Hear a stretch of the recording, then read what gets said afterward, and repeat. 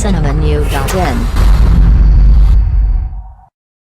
அச்சம் என்பது மடமையடா படத்திற்கு பிறகு என்னை நோக்கி பாயும் தோட்டா பட வேலைகளை துவங்கி இருக்கும் இயக்குனர் கௌதம் மேனன் அடுத்து யூடியூபுக்கு 20 நிமிட படங்களை தயாரித்து இயக்கும் வேலைகளில் ஈடுபட்டிருக்கிறார். கௌதம் மேனன் படங்களில் பல பிரபலமான நடிகைகள் நடித்திருந்தாலும் அவரது நட்பு வட்டத்தில் இருந்து வருபவர் அனுஷ்கா மட்டும்தானாம்.